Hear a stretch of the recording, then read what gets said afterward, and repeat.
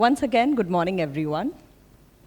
It's an absolute pleasure to be part of this panel, moderating this panel with distinguished HR leaders on the topic that's actually shaping the future of work, which is reskilling and upskilling for the super worker era. Now, very recently, what is super worker? So very recently, there's an industry analyst named Josh Bershin. I'll not dwell much deep. It's very easy on Google. So he coined the term super worker. Now, super worker is an employee who is empowered by artificial intelligence that leads to an enhancement in productivity, decision making, and creativity. Now, I feel, but beyond technology, super worker is a mindset. Someone who is constantly learning, unlearning, as well as reskilling themselves to ensure that the person is relevant because the business needs are evolving even faster than our job descriptions nowadays. So it's no more a question of man versus machine, human versus AI. The entire question is on human augmented by AI. And that's where I think without much further ado, we would start with the panel discussion. How we would like to do is I have some questions for the panelists, which I would ask them, and then we will open it for audience if they have any questions to the panel members. So, can we start with Swati? Swati Smita, she's part of SL Mining. So, Swati, mining traditionally relies on technical expertise. How do you feel is your organization, SL Mining, reskilling or upskilling employees to adapt as well as adopt to the AI and automation? Thank you, great question. First of all, automation came in some time back with the Industry 4.0 and Mining 4.0, I would say. And hence, we had been seeing this, robot robotic manufacturing, etc. Similarly, mining also underwent a lot of automation. What we are seeing, the change is in AI, I would say. Now, as for the benefit of the audience, SL Mining, we are 75-year-old miners. Primarily, right now, we are into coal in our portfolio, as well as we have a couple of manufacturing. And that's why Mining 4.0 or 5.0 and Industry 4.0 and 5.0. So this is like the fifth industrial revolution with AI. Application of digital is one of our business priorities. And we are getting benefit because it's also the priority for the business at Aditya Birla Group also. So we have a group level GDNA, group digital team, as well as our corporate university Gyanodaya. One of the vertical focus is focusing on digital transformation, reskilling, etc. So all these are getting, benefiting us. So coming back to how do we do the reskilling and upskilling. Few things which we are doing is like I think most of the organization is doing is improving the digital literacy. What does it mean with the new way of doing if AI is being integrated on our big data of machines, etc. Definitely, if we are bringing knowledge and skills to the people, we hope that, they are upbringing themselves. So there's a huge campaigns going on for us, focusing on digital skills. We have a partnership with Kolkata, so short-term certifications, Gyanodaya is offering. So we are leveraging all of this. But this is actually, if people are aware about 70-20-10, is that the learning is 10% when we are bringing people to the classroom. The 20% is self-learning, and mostly it happens on the job. So what we are trying to do differently is get the digital experience to the workplace. So we have conceived what we are calling is a digital day. It's a full day digital experience. It's like experiential asynchronous learning at the office or in mining, in our mining location. primarily exposing people to the tools where we are, what we are implementing from the automation side as well as AI, I would say analytics side, giving them an experience how this works, what are the benefits that is it is going to provide, connected minds, connected workers. Because using digital is actually benefiting, it's not only improving the manufacturing, I would say, efficiency or the operations, but it's also making the operations very safe for the workers. So that's the benefit that we are doing. So these are the few, I would say, initiatives we are doing in the concerted efforts. And as I said, that we hope to see the changes, but we still have a long way to go. Thank you so much. Thanks for your inputs. My next question to Debjani.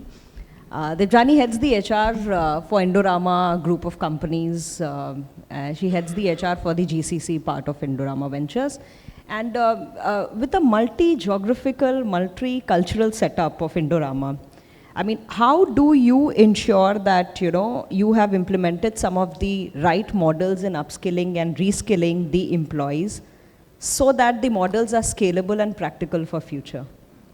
So, first of all, I don't know the models which we are implementing, that's the right model or not, but yes, whatever is the business need, whatever is the current need of the future ready organization, we are doing for that. So whenever you are saying a global organization, you see when there is a global organization, there are people who are talking in different languages. When we started our journey for the learning or upskilling for the people, we first faced the challenge of the language, because in Europe people talk in different language, in Thailand people talk in different language, and they are not very conversant with English.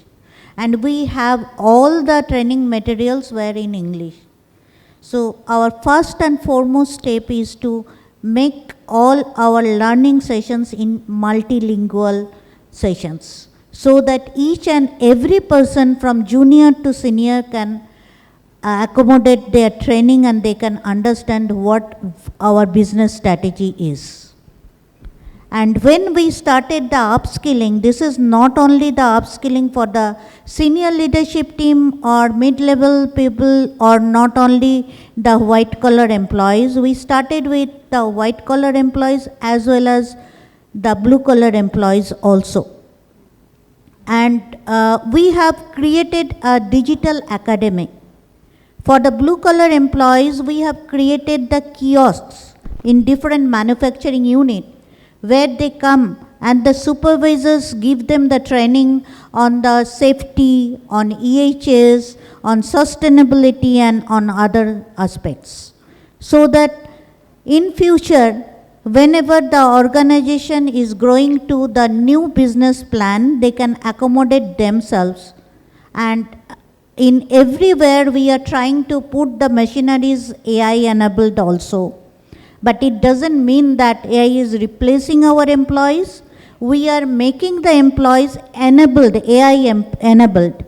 So it's a plus with their resume that yes, they are AI enabled operator or they are AI enabled digital data conceptor or any other things.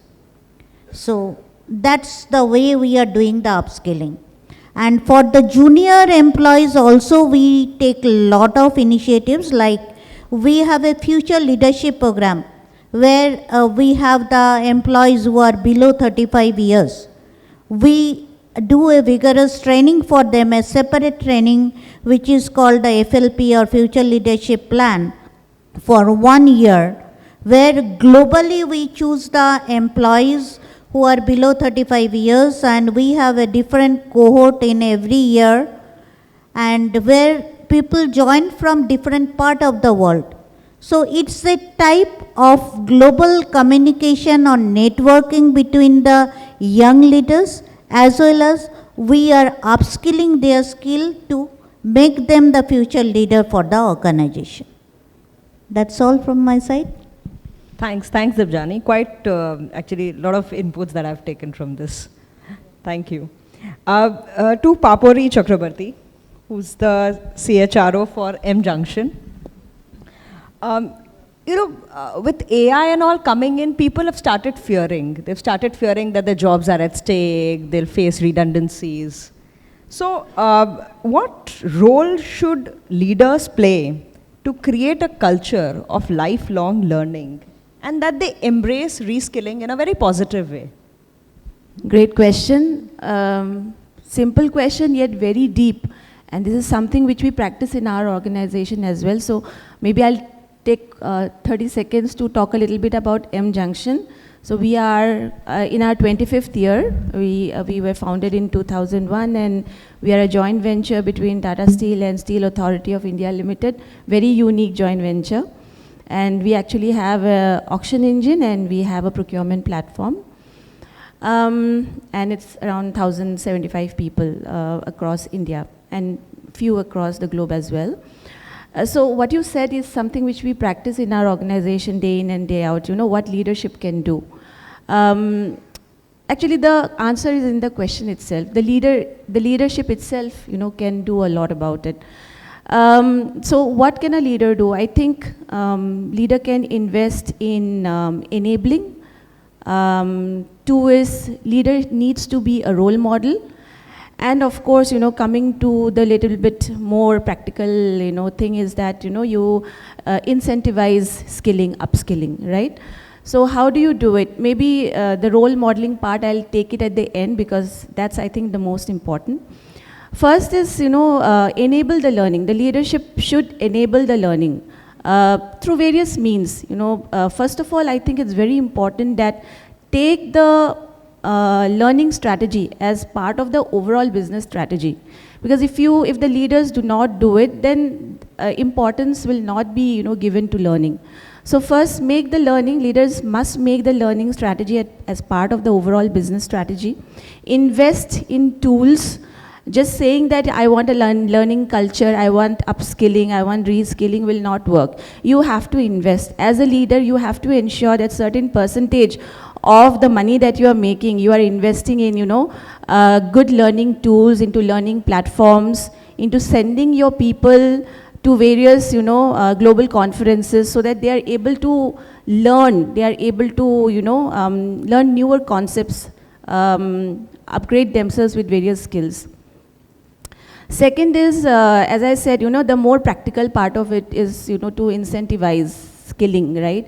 So everything, we were talking about Gen Zs, and somebody said, Gen Zs are just a reflection of the generations before. So even we used to talk about it. Okay, I'm going to do this, so what's in it for me? So what's in it for you? What's in it for the people who are taking the time, effort, energy to upskill themselves, to reskill themselves, to make them themselves, fungible, so that they are able to work in very, cross-functional projects, etc., right? So one of the ways is to incentivize them through, say, hot skill bonus, skills which are hot in the market. If somebody has been able to upskill themselves in that, so, provide them with a hot skill bonus, skill incentives, so that, they know what's in it for them. Secondly, even others get motivated to reskill and upskill themselves. And overall, then, the entire learning curve of the organization goes up, entire skill level of the organization goes up, right? And what are the skills that you'll invest in right now? I'm sure everybody knows AI is one of them, but of course there are a lot of other functional, behavioral, softer skills that also needs to be invested in.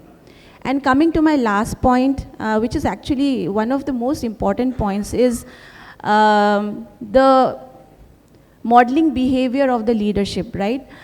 How much does the leader walk the talk? You're saying that, okay, invest in skilling, invest in learning. Do your leadership team in your organization, do they model that behavior? Are they role models? are they actually standing up and saying, okay, these are the skills that currently I do not have or do not possess, I want to learn. These are the books that I am reading now. These are the learnings, trainings, enablement that I am undergoing right now. And I'm also in a learning path, because I think it's a stigma if you say, you don't know something. To destigmatize that, not knowing something and I'm learning it and I'm trying to come up the curve is something which takes a lot, and that's a role model behavior. I'll just give you a small example here. What we try to do is, for every learning, for every enablement, for every high touch program that we have, we take a leader as a sponsor. When I say sponsor, means that leader actually helps us to curate those learnings, curate those enablements or certifications that should be there in that program. The leader has a discussion with the partner with whom we are working, and helps us to curate and design the entire program. So helps us sponsor that program in that way, and also becomes a spokesperson for us. Secondly, if there are certain mandatory learnings that needs to be done, right? So first, we ensure that our leadership team, in fact, once our MD, he completed a certificate and put it in our, intranet, in the social intranet of the organization, saying that I have done it, so have you. Okay, so this is the kind of, modeling behavior, I think, which is required, which will, help to meet the end. Thank you. Thanks, Papari. Yes, as rightly states, these things start from the top. I mean, we have to serve, and we have to show them the role models. And that's what, you mentioned about. But our roles are rapidly evolving. To Kanchan now, Kanchan, who heads the HR for Vedant Fashions. Now, our roles are rapidly evolving, Kanchan. And how do you align these reskilling initiatives with our business goals? Because you have a good strategy, you reskill your employees, you upscale, but my role has changed completely. Yeah, thanks, Vinita. I think a very, very interesting question. What I would like to talk about first, to make everyone understand that who are my learning partners and who's my audience. So Vedant Fashions Limited, maybe most of you would relate it to the brand names when I talk about them. So we are known as Manyavar Mohe, more in the market than as Vedant Fashions Limited. So when I say my learning audience, they start from the in-house fashion designing team, the entire setup in the corporate office, which has all the roles. We have a large supply chain team who's there at the warehouse location. We have factories, we have people working at various parts of the country as well as outside. We run on a FOFO model, that's our business model. So it is not only my own employees who are my learning audience, I also have my franchisee people who are working in our FOFO outlets, they are also my learning audience. So that is how vast is my learning graph. So what we do differently, I think I'll echo with most of my panel, co-panelists who have already mentioned about that it is always top down. Yes, we follow the same approach. The second thing is that it has to be business focused. So when I spoke about different kinds of learning audience which we have, how do we try to rescale them is one of the challenges which we thought we had. However, we are one of the organizations who have adapted to AI since a long time now. So we have all the HRMS systems on the HRMS platform, whether it is on the role of the company or not on the roles of the company, we run everything on the HRMS platform, starting from my hire to retire. Similarly, the learning platforms are also on e-learning module. We have rewards there, we have PMS there, we have high pod scaling there, we do the entire succession planning there. So it is completely AI based, and that's the reason probably we are more into helping the entire business strategically grow. So one thing which I again echo with one of my co-panelists here, that we only grow when the business is along with us. So that is the second thing which we follow to run the success story of learning and rescaling in the organization. Apart from this, one thing which we always talk about in all the learning platforms is that we do not set it right and forget it. We try to continue what we started. Usually there are many good practices which starts in the organization and slowly dies out when we see that, okay, we have reached the peak, now everything is fine, and then somehow we forget it. So we try to continue all the best practices which we have initiated from ourselves, or we have shamelessly replicated it from the Big Four or from anywhere in the industry. So we always say that the continuous learning growth path will only happen when we keep on chasing our dreams and we keep on following the path which we started. We always have a place for innovation. So one of the major KPIs in the organization has innovation as one of the parameters. So this is where we strive day in and out, whether it is a Gen Z working with us or Alpha who has just started career. So we seek innovation at every sphere, and that's how probably we help ourselves to move ahead in the ladder following the AI tools. And the third thing which I would like to talk about is engagement bit. So as HR fraternity and people here, I think empathy is one of the key ingredients of entire HR workflow, and end to end, wherever there is a question or a grievance which comes to us, there has to be one thing which has to be followed very stringently is empathy. Today social media is everywhere, and I think when we are talking about social media everywhere, people hardly have time to actually come and disturb us. So if there is a rescaling need which has come, if there is a grievance which has come, we handle it with empathy. So that is also one of the key success deliverables for us, which we follow in and out. So that's how we are trying to make all the platforms user-friendly, whether it is a person working at the factory or at the warehouse. We have blue-collared also, and we have had brand ambassadors like Amitabh Bachchan to Alia Bhatt to Virat Kohli or to Kartik Aaryan. So we try to enhance learning from each bit and try to adapt every day. And that's how we are successful today. Thank you. I think bite-sized, everyday, sustainable HR practices can lead to, the developed workforce in the super worker era. Thank you so much, Kanchan. I'll move on to Shribesh Belatharia, who is the Senior Vice President, HR with Shyam Steel. Shribesh, the term super worker we've been discussing, it's enhanced by technology, learning. However, with Shyam Steel or, traditional manufacturing industries, how do you make learning aspirational just like they aspire for compensation? Okay, as you use the word compensation, it's a very painful bottom because just now Durga Puja is over and we are empty. So, if you talk about balanced scorecard also, so there is a perspective of learning and development. So it is always essential for the organizational growth and development, because without learning you cannot go to the next level. But the challenge is, at this current juncture, the technology is evolving so fast, so rapidly across, whether it is IT organizations or manufacturing organizations, smart factories, all promoter, business owners, they want to bring a lot of automation in the shop floors. So there lies the challenges. As there's a dialogue in a movie, you all know that, don't run behind, kamyab mat bano, kabil bano, right?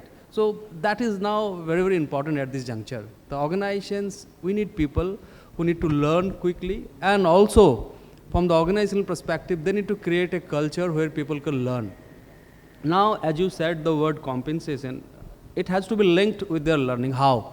First, we need to have promotion based on their learning. For example, if you are working in a floor and you currently working as maybe a worker in the floor or a person who is serving the floor, but you have learned how to manage machines, their data, and you can do the servicing as per the data and other things, you can be a floor analyst. So it can be example for the others, from the floor to sitting in a AC room, and you are doing that. So that one thing. So you are giving people a role where other people can see that if you're learning a new skill, you are getting a better benefit. You can be promoted on a new skills. I see a lot of people who we implemented CRM in our sales, particularly. There are a lot of people, they resigned. So maybe in 6-7 years back, on a particular geography, they said that we don't want to be tracked, because there are a lot of GPS and all, where are you going, which shop you are visiting, what is your daily visits. They said, we don't want to do that. But we continued, and those who did well, for example, in terms of CRM, and we had given particular weightage in the increment process. So they are given promotions, they are given increments. So that we also imbibed. Yes, if you do well in CRM, you will be given extra increment. Third thing is that suppose in the plant there is a welder. It's a very generic designations. But the moment he runs robots, he can be a robotic technician. See his social value. A person, he is a welder, he becoming a person, he is a robotic technician. So his value system in the society will increase. So this learning process can create different demand in the organizations. Also from the perspective of the employee, he can get a new designation, his salary and other things will process.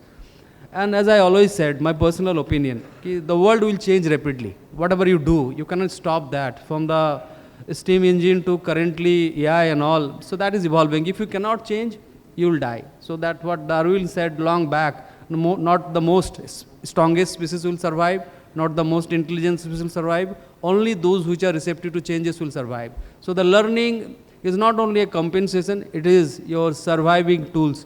To survive, you need to learn, relearn, even unlearn also, and then only, and you as a leader, you need to create that culture in the organizations. You need to coach leaders in the organizations, those who are not from the HR. You need to create a vibrant future for them, and then only those organizations have done that, they are doing continuously. If you see that the Fortune 500 companies which are continuously evolving and continuously in the Fortune 500, they are continuously, finding themselves where they are, what they need to do, how they need to learn, how they need to align their leadership, what is the gap in the system, and they are growing. So similarly for us also, we need to have that mindset, that is called growth mindset. We need to continuously create an organization where learning is most important. Then automatically compensation will follow. Thank you. No, very helpful, very helpful. Some inputs, quite helpful. Actually, how do you change the mindset is very, very important.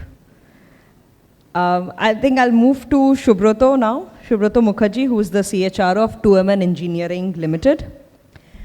Shubroto, in the next maybe perhaps couple of years, 3 to 5 years, what skills do you foresee becoming truly non-negotiable for the super worker era? See, after yesterday's discussion we had that what kind of discussion we'll have. So I did some research on that. Also, we have implemented certain thing in our organization to, future ready, make our organization in future ready because of, let me take a 5 second that we are from a EPC background where the dynamics is different. In a location where we have to go, we have to complete a project again, we have to evaluate everything again, we'll start somewhere else. So already in 2025, if we are talking about super work, already we have entered in this era. Now, if we look back about early days, automation when come, then we quickly adopted the automation. Now we are, every organization, every function started adopting the AI. Now, here I'd just like to say that if we think about 10 years, after 10 years, 2035 or 2030, so a few fantastic research data from the various universities I have collected, it's just like already AI has reduced 40% of workload, which is the regular or monotonous kind of work. Like if we are in HR, so we have implemented ATS.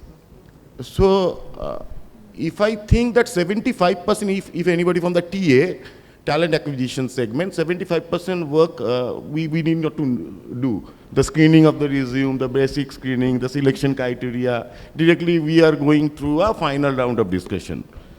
Eventually, one of my friends with Wellspun, he's heading the entire TA function, they have started the technical interview through AI also. And they are scheduling everything. So direct the data sheet is going to the management only. Now, another research says that another 30% of working hours will be reduced by 2030, and which will, in 2035, it will come up to 85% across the segment, not only in HR, in manufacturing, HR, EHS, sustainability, everywhere. So, when I was studying more to discuss on that, I found a fantastic thing, which I named that AI, AI literacy, kind of AI orchestrism. Like we have seen the orchestra. So the planning and every organization, today's era, we need to do the proper planning that how the AI adaptability, the people, how they will adapt the AI. Like we have started in Tuaman, for the junior people, we have created a learning incentive, apart from their CTC. And they will get at the end of the year. We have started for the GETs, like GETs management trainees, for them 5,000 per month. So you will get 60,000 at the end of the day, that how much you have learned on those particular areas. We have categorized. Now we have, employee engagement portal kind of advantage clubs and all others. So we have created a new award and recognition system in a monetary value and certification, that what you learned at yourself this month. You post in World, and there is a panel of judges, and every month 10 people will get that kind of award. So by this way, I believe that every organization, it is my perspective that every organization should start. And yes, it is very important, the adaptability of critical thinking. My panelist, and before this panel discussion also, there is a discussion about Gen Zs, Gen Alphas, and we need to learn from them. Eventually, we need to, already our mindset become Gen Z. As my fellow panelist says, or before this discussion also, that we are looking for a delivery in 6 minutes. So our mindset is now Gen Z, also, Gen Z only. And then what I captured, that implementation of AI is very requirement, but more we need to take care of collaboration between human and AI. And we need to take care of, we need to set up, like we have set up a AI team in separately. We have hired a few trainees. Eventually, there is 2 trainees from EIILM also. So we have hired 10 trainees and 10 experienced people. So we have set up an AI team to give us an idea, or any brainstorming, the mentors we have, the very senior person of the industry, or the very senior employee, whether he or she is a clerical level or in a CXO level, what is their idea how we will implement through AI. So when I discuss in my segment, EPC segment, with my fellow colleague of L&T, AFCONS and Shaforji, so like so many companies are there, eventually in international organization also. So their adaptability, they have already adopted a lot, where we may reach up to 5% to 10% in India. So for me, next 5 to 10 years, every organization should focus on, learning development part, L&D, on more into AI. And as my fellow panelist says very rightly, that it's a top-down procedure. So in Tuaman, we have already established, we have already collaboration with Accelerate. There is a digital, digital leadership AI program. So we have nominated our people for the CXO level first. And after cultural audit, we did this. And there is a top-down process. First batch is 10, then next batch is 20, next batch is 40. So by this way, we are doing this. And in my view, this is really important and in today's era. Thank you. Thank you. Thanks, Shubroto. I think, yes, agility will be very, very important in years to come, because with the rapid changing scenarios, I mean, with AI, manufacturing 4.0, we don't know when it goes to 5.0. So I think agility is very, very important, that, we quickly adapt to things which is in ahead of us. I think our panel would be incomplete if we don't have an academic perspective to it. So here we have Professor Mitali Sengupta from EIILM. Professor Mitali, a question to you is, with the entire topic and the academic perspective in the background, in your view, what are the biggest skill gaps that you see between an academia and our industry, and how do you bridge this gap collaboratively for the super worker era? Thank you so much, Vinita, for the wonderful question. This is Dr. Mitali, and I represent EIILM Kolkata, and thank you so much for the opportunity. Well, the question that you've asked is a very relevant question. And it is a truth that there is a visible gap between what is there in academia and what industry needs, okay? And since there is a gap and there is an evolution, while academia is also evolving, industry is also evolving. However, this evolution might not always be in sync, and that is why I strongly feel it's a shared responsibility, because the workforce of yours, which would be tomorrow, is actually our students today. In this circumstance, I would like to point in a few examples to make my point little detailed, in the sense that, say for instance, when a student, when an MBA student comes to us, he or she is more bothered about, initially to complete their course and get the degree. So as per the syllabi, the student learns the conceptual contents. If I talk about my subject, human resource management, say for example, performance appraisal. So the student is more inclined towards knowing what is performance appraisal and what are the different techniques that are there for traditional as well as modern day performance appraisal. Whereas in the industry, probably he or she is given data of performance to be analyzed and maybe shown via Power BI or Tableau. And this is where the student is probably little lost, because this is not what he has learned. So in such a scenario, to bridge this particular gap, there are a few practices that we as an institution follow, and I'm sure most of the institutions are also catching up.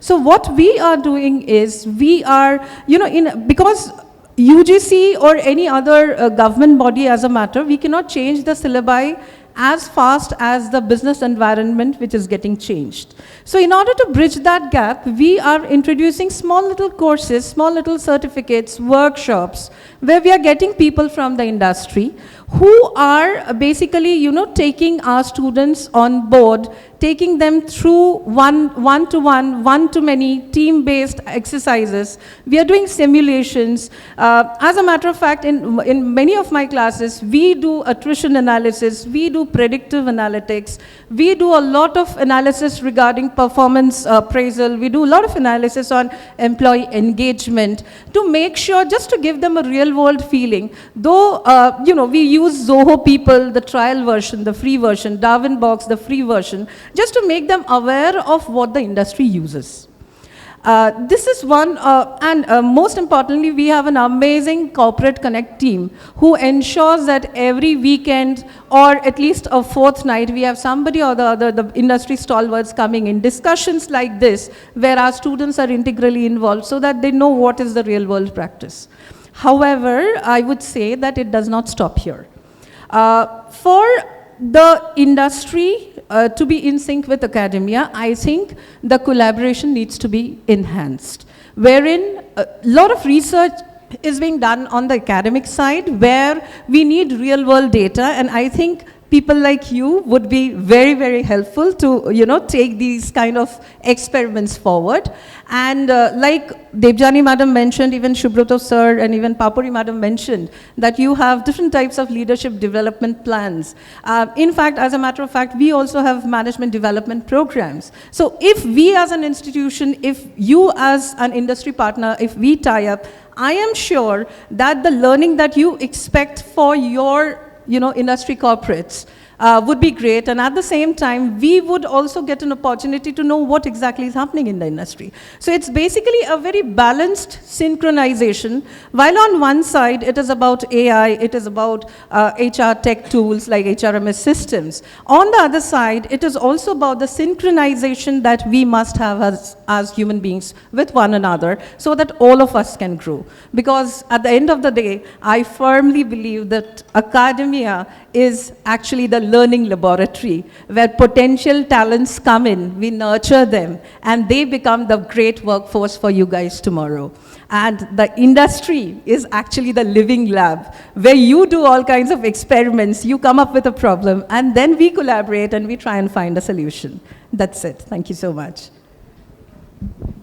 Thank you, Mitali. Look forward. Yeah. Now, I think I'll just pose some quick random questions to some of our panelists now. And let's make it quick due to paucity of time. And one question is, one thing that HR should do differently now so that they prepare their organization, their employees to assimilate into the super worker era. So any one of you can quickly take this question, please. Shrivesh? Yeah, so if you can repeat the question once. Yeah, one thing that HR should do differently so that their organization, their employees get assimilated into this, super worker era. See, the HR is a very good question. HR need to partner with the business, Till HR don't do a partnering with the business, they don't understand how the business is going, in which direction it is going.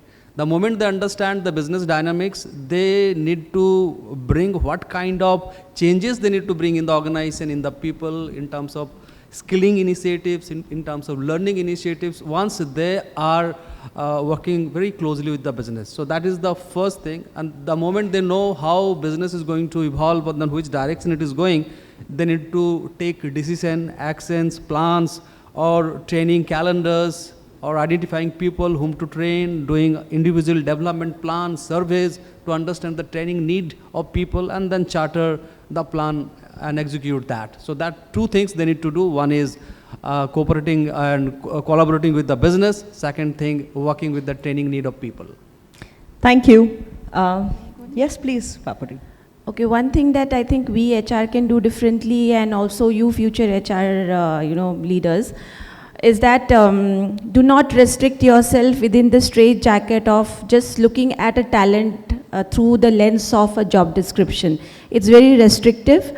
When we used to hire, we used to say, hire for attitude and aptitude will be there. So hire for attitude. Now I think we should hire and look at a talent for learnability. Like how agile is the person to learn, how inquisitive, how enthusiastic is the person, and how quick is the person to learn new skills, upgrade himself or herself, and be more flexible. I think that's what it is. Thank you. Kanchan, So I think, Vinita, my response is very much in line with what Shrivesh mentioned. So I think ROI, these are the three words which you should keep in mind, that we should start shifting from being talked about a cost center to a profit center. So return on investment on every step you take the buying of business, and I'm sure you're going to rock. Wonderful, very relevant, yes. Anyone else? So, again, I'm strict on my views that we HR need to shift from this, traditional silo training and development or LNOD program. Rather, it should be very, kind of open that anybody can learn anything kind of thing. Because today when we are talking about this topic, entire discussion, panel discussion started with the super work and super work era. So we are witnessing already the multi-talented and multitasking people across the organization. So here again there is a survey by a British HR researcher, Jones. He feels that within 2030 the Gen Zs and the people who are all working as of date, we need to see changes, like a kind of sea change, that our think process, how we are, doing the thing, we need to change this. And there is only way to upskilling and reskilling us through and with the help of AI. So this is what my views. Thank you so much. And if anyone else can, shed some light on HR professionals, I think they also have to be preparing themselves for the super worker area, not just their organizations and their organization employees. So we as HR professionals, how should we equip ourselves? What reskilling and upskilling we need to do to prepare ourselves for the super worker era? Okay. I'll just kind of move this question to the audience. How many, I'm just with a raise of hand, how many of you have one AI engine on your phone? ChatGPT, Copilot, Perplexity? Just raise your hand. All right. How many of you have this as a pro version? Okay. So still there is a need for all of us to have that, at least test the AI engines on your phones, at least dabble with it. That's the way. When we are talking about super worker is a person who knows AI. Unless we dabble with AI ourselves, we will not be in a position to know where to apply. And if I reflect back, a couple of decades back, this is the thing that we were dealing with when HR IT systems started, becoming the forefront.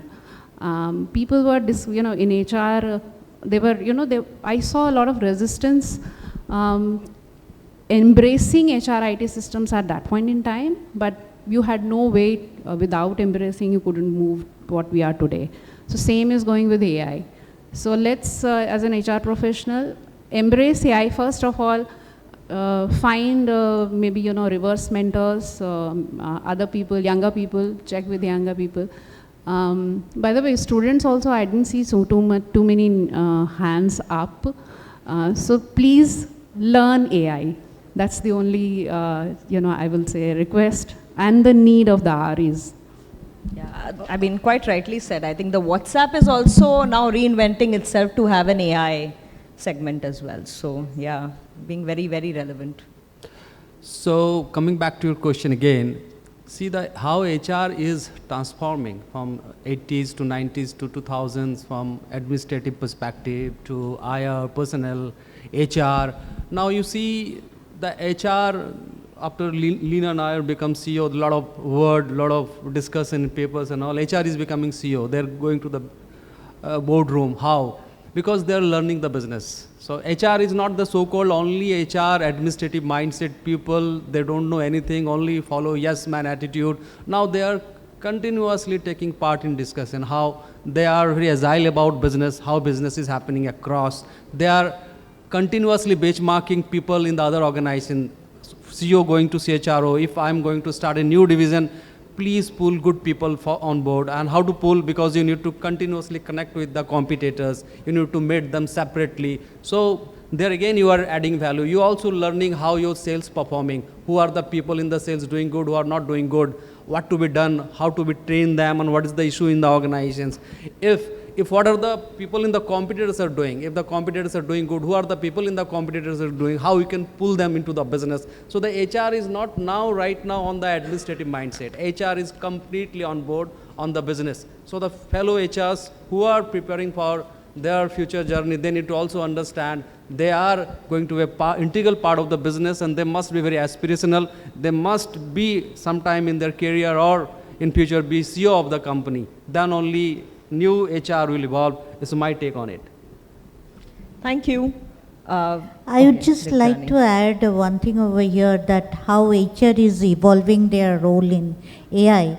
Like I can tell you, in my organization, my recruitment team now, whenever they are searching any profile, they are just passing the profile through ChatGPT and see the relevance with the JD. And after that, they are sending it to the hiring managers that as per the AI ranking, these are the first 3 profiles which are the best for matching with the JD. So the managers are also conscious now. They are making the JDs much more perfect rather than the previously they made it just a generic JD, because they know that HR is also started using AI. So if they don't give the JD properly, they will not get the profiles also properly. I just very recently started this as my organization with my TA team, and the accountability has increased. I mean, the managers have started owning up, so it's great, yeah. So that you all get future-ready managers and executives. We also do certain little things at backstage while they are doing their MBAs and BBAs. So what we do is, we basically train them on the hard skills, as you rightly said, and AI being one of them. They are, learning to use all the LLM models. Apart from that, we also, we are trying to address the meta skills as well, as in problem solving. So we give them situations, we tell them stories, we tell them how to, come out with a perfect solution to that particular story, or maybe, at least some headway to a problem. Okay, that is one way. And the second thing, that what we as faculty, each one of us here, we try and inculcate within our students, both UG and PG, is a dire attitude to learn. Because I think that's the first mindset that one should have, to leave what I know. So as rightly said, sometimes we have to unlearn certain things to relearn or maybe learn newer attributes of it. So the attitude or the zeal to learn is something which is very important. And as as faculties here, we ensure that each one of our students, they have that zeal. They might not give you the best answer to the interview question, but then if you give them one opportunity, I'm sure they'll pick it up from there. So, and we strongly believe that this zeal to learn and the zeal to unlearn equally in this agile business environment, in this VUCA world, is something which is very, very important. And that is how we are taking it forward. And I'm sure each one of us will work, in continuity with one another to make it better for you, to give you better audience. Thank you. So Vinita, just one point I wanted to add on, Mithali ji. I really appreciate this effort which you have taken. So I must take this opportunity to mention here that in our organization, the head of engagement and learning and development is alum of your own college, and he actually takes that effort to make everything AI pro, even if it could be the most vital learning program which is being run in the organization for the CXOs, or it could be as small as a voting checklist or a survey getting done for the mood of the day. So he tries to bring in AI in every bit of it. So grateful and thankful to the entire fraternity. Thank you. Thanks, Kanchan, for this. And I think we can now open for some questions to the audience, if they have any questions. To the panelist, please. Good morning again. My name is Sian Kajal Ghosh. I am from a different field of martial art. I run an institute, Eastern Martial Art Academy, and that section, there is 2 sections. One is Kyokushin Center, another is K-On Fitness and Self-Defense Academy. This institute is running for last 38 years. We have just kept the footstep in 38 years this year.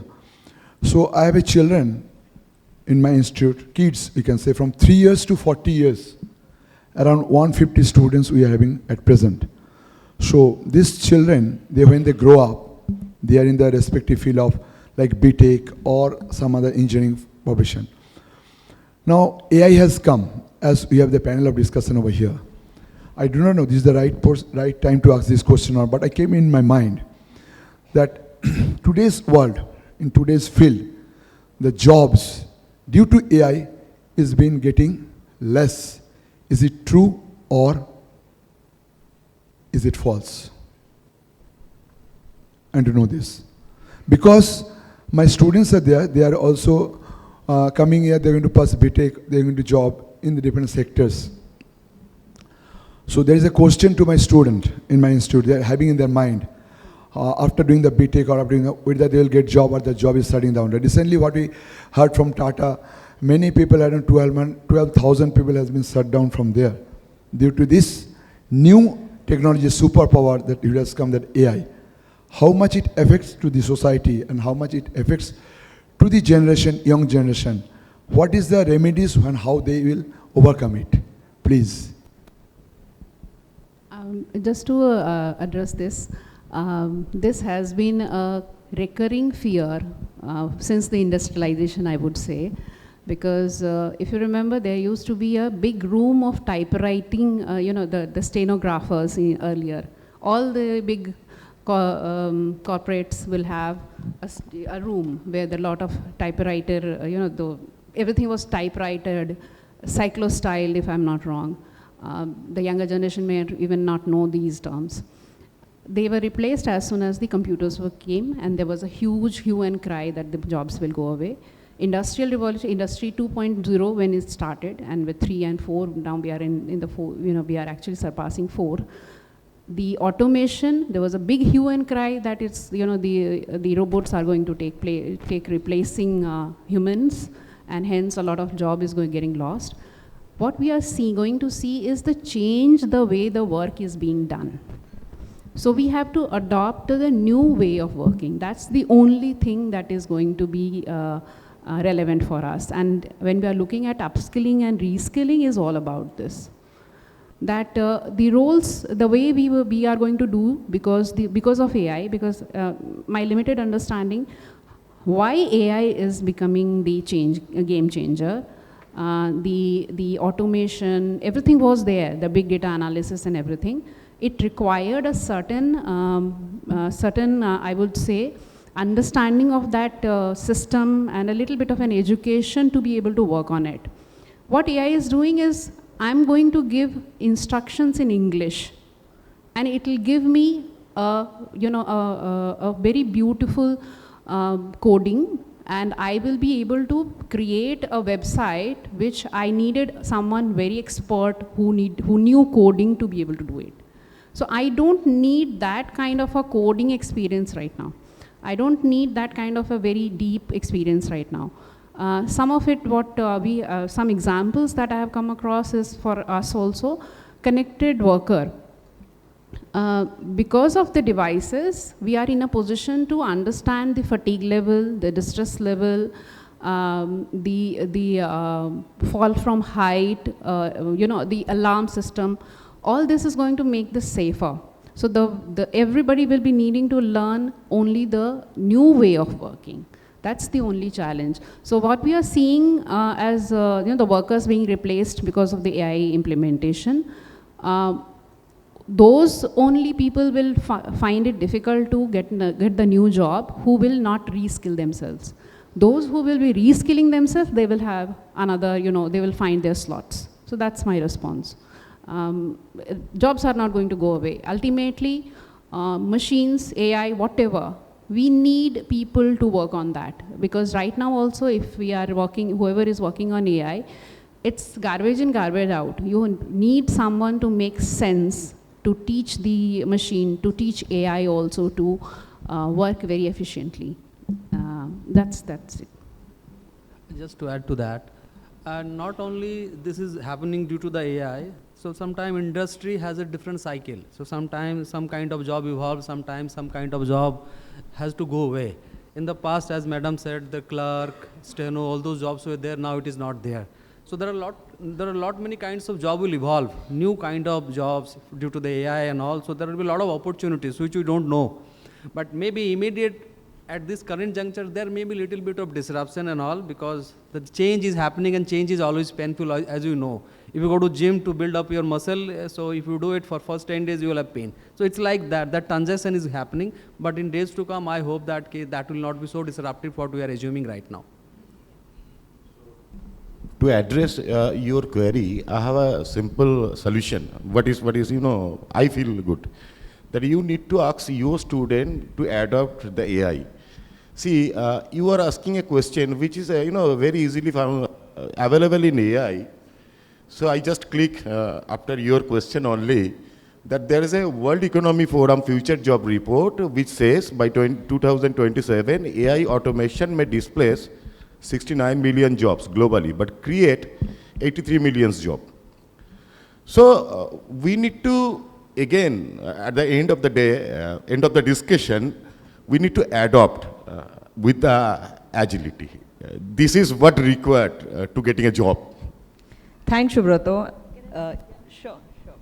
I'm so sorry, since students are involved, I have to say this, because they are asking a very pertinent question. And the answer to your question is yes and no. There are certain jobs which are, getting automated, repeated operational jobs, hard manual jobs, they are getting, automated. And the people are taking up higher order job.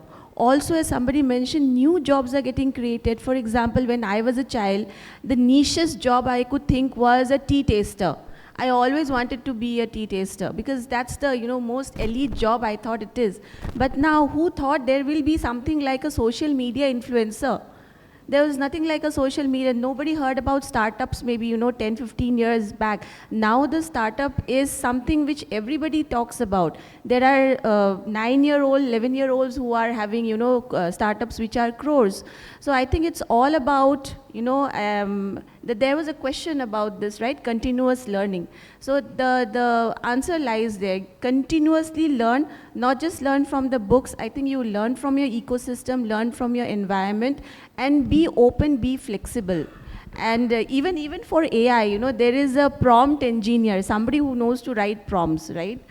Otherwise, you'll not get the correct answer. So newer jobs, newer roles will come. It's all about, keeping yourself mind open and, learning continuously. Thank you. Thank you. Thank you so much. Thank you for your question, sir. Quite relevant with the topic that we were discussing, reskilling and upskilling. Some wonderful perspectives by all of you. Thank you so much. Clear-cut actionable items for me, definitely. Incentivizing, reskilling, placing budgets for upskilling, reskilling. How do we have leaders who become sponsors for projects in learning and development? So thank you very much. I think we've got diverse set of views from experienced HR professionals here. And I think I would like to conclude this panel discussion by saying that, see, organizations are moving towards becoming super organizations, okay? They are adopting to great technology, great system, processes, frameworks. It would be the employees only who would be the key differentiators for this super worker era, for the organizations to go and become super organizations. It would be definitely only the employees who can only make the differentiation for the super worker era, which I feel is here already. So thank you everyone, thank you so much, wonderful audience, wonderful panel. Thank you EIILM and World HRD Congress for organizing this. It's my privilege to be part of this. Well, thank you so much. Let's hear a big round of applause for the lovely panelists here. Thank you so much.